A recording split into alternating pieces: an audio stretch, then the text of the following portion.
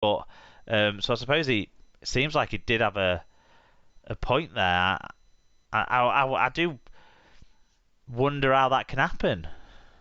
Yeah, because I mean, the touch judge is meant to stand there, isn't he? And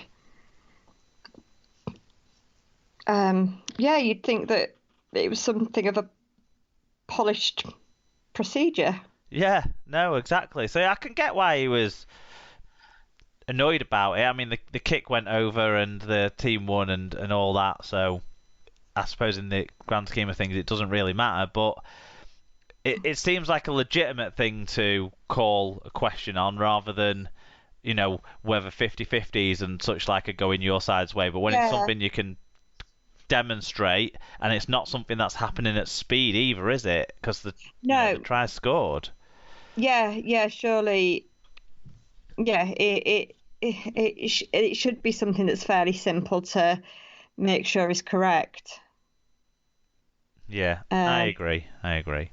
I think one for the officials, one for the people who want to slag off the officials. That one, I'm on. I'm on board with that criticism after I went back and rewatched it. Yeah. Okay, let's Um. move on to the last game of Friday, shall we, Sarah? Yep. So it finished Lee 10, Leeds 46 after being Lee 6, Leeds 10 at half time. There were 2,818 people there, and Robert Hicks was officiating. We've got incomplete team stats, but in terms of individuals, Ash Handley with one try assist, 201 metres and three offloads. Brad Dwyer with one try, 144 metres. Harry Newman, two try assists and 132 metres.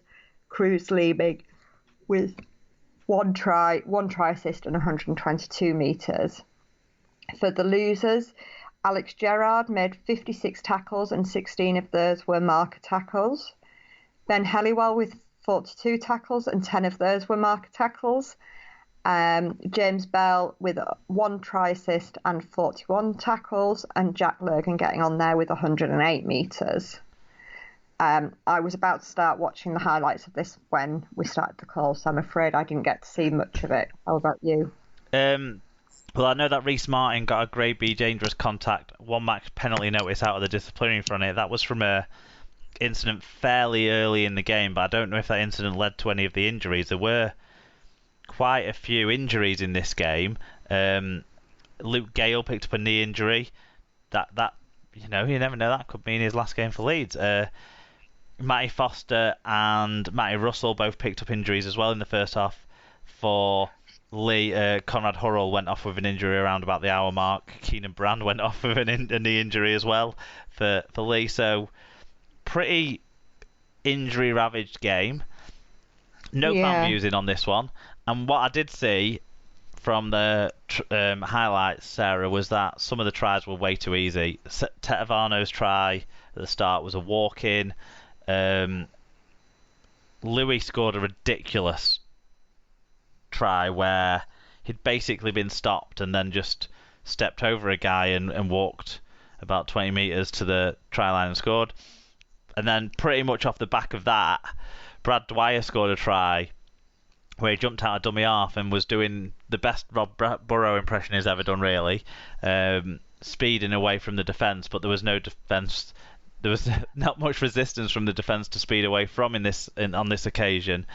I just it just shows, they were competitive to a point in that they scored a couple of tries and whatnot, but they just don't.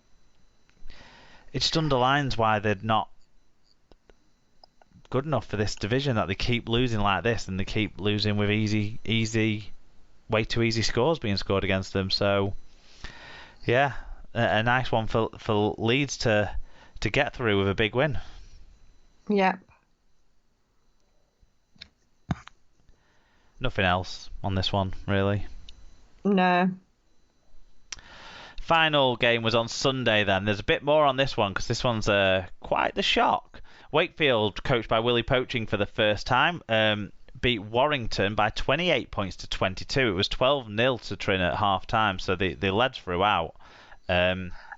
3,445 were there. Marcus Griffin was the referee. I wonder if more Wakefield fans might claim to have been there if Willie Poaching goes on to become the permanent head coach and have a successful career.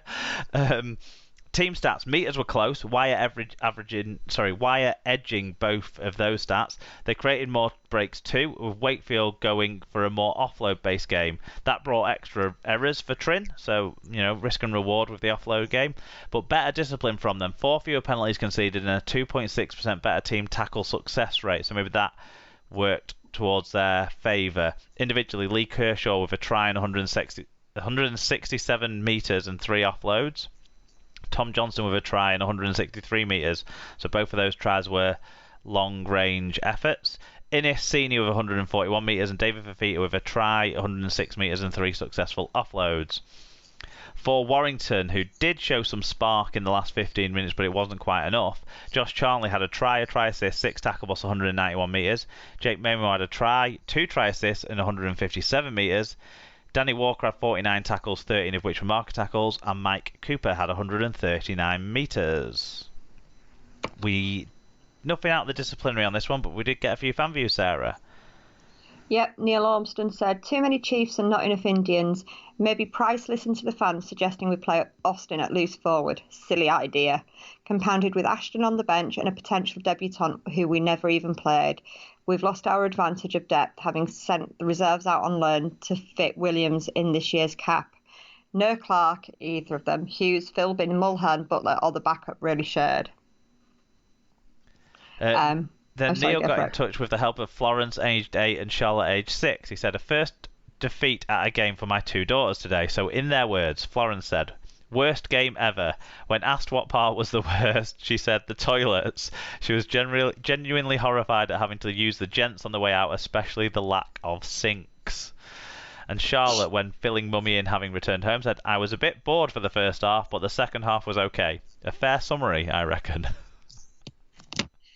Yeah, I'm with you, Florence. The toilets are disgusting, although possibly not quite as bad as Castleford's. Yeah, at least the floor is generally not as wet at Wakefield. Yeah. Wakey White said, drove up from holiday in Wales to catch Big Willie's first game in charge, incurring the wrath of misses in the process. Totally worth it, though, to see Wakey's first win in living memory there. Lena had a great game and scored a wonderful try, and 2 full-lengthers from Kershaw and Johnston will live long in the memory. Think that's us safe now as well. You already were. Lee weren't going to win 4 games, were they? EFC78JU said, this is the first time I've rage ranted on this show. Here it goes. And this is in capitals, Sarah. Crap performance in the first half. We barely cannot defend when they came at us. It was just try after try. Not capitals now. But here's where my rage rant is over, and I praise the team for after a few tries gone past for Wakey to seal it. Not so bad. We woke up and George put us on the board as well as the other scorers. I'd rather get beat on Thursday to stop St. Helens. I mean, interesting this one. When I checked the score at half time and it was 12-0 to Wakefield, I couldn't believe it. So I went sort of back and I went into Twitter and kind of found. Checked that it was right. Yeah, and kind of found a little bit of what was happening. It seemed George Williams had a brilliant try assist. Unfortunately, it was for Tom Johnston. Yeah. No, he did score his first try for Warrington as well in the process of this match. The try, I don't know if you've seen it. The try that really stood out for me from Wakefield in this one was the Mason Leno try. Just after half time, yeah. It was an incredible. Like when I saw the stats and looked at the numbers, and then when I saw the try, it made sense because that try was living on the edge between like offloads and errors. It was a very expressive move. There was loads of offloads. There was a little bit of luck in the way with them. Some of the offloads were just before the player hit the floor. Some were just about okay, but players were showing up for each other, which I think is the really good sign. Showing up for each other in that attacking move, but also clearly showing up for each other in the last 5 minutes or so as well to manage to secure the win. Because Warrington, who probably left their comeback too late, did score some really nice tries down their right hand side through Mamo and Charnley. back-to-back length of the field kind of situations after Austin had also scored out on that wing. So they definitely gave themselves a chance late on, didn't they, Warrington? But probably saved it till too late. Yeah.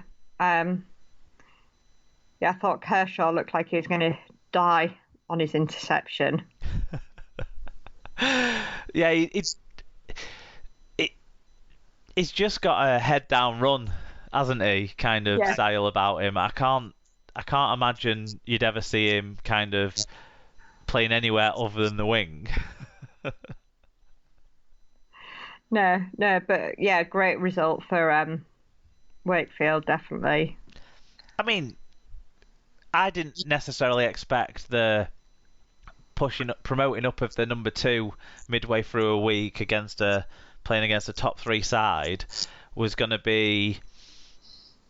do anything to turn things around. But Warrington to win. Yeah. Because I thought, as you say, they've not got the personnel, so actually the change of coach isn't going to be enough. But clearly it was. Yeah, Warrington were missing a couple of players, but it looks like Jack Hughes was out. Philbin. Philbin and Clark, the Aussie forward Clark, whose first name escapes me, have been out. Are going to be out for a while, aren't they? And they were missing Darryl Clark as well. So, and the bench had young Morgan Burgess, who made his debut apparently. Right. Yeah. He was the player who didn't seem to have anything show up in the stats, but must have got on. And it had Austin and Ashton on the bench as well, so it wasn't a loaded bench for them to. And it also had winger Sitaleki Akawala on the bench as well. It wasn't a very balanced bench. No, exactly. And maybe that contributed to Trinity winning it, with them being able to bring Fafita and Batty off the bench. Yeah, it looked like Fafita had a good game as well from the bits I saw. Yeah, and also from the reviews I've read, it looks like Miller and Lino played really well. Which to me sometimes does suggest that your forwards have had a good game if your halves have looked impressive. Yeah, I noticed that Miller's now wearing his hair in a ponytail, which has got to help. You can now see the ball. Oh, ponytails. How long for the day where I could wear my hair in a ponytail? Or even, have it at all. Push it. Yeah.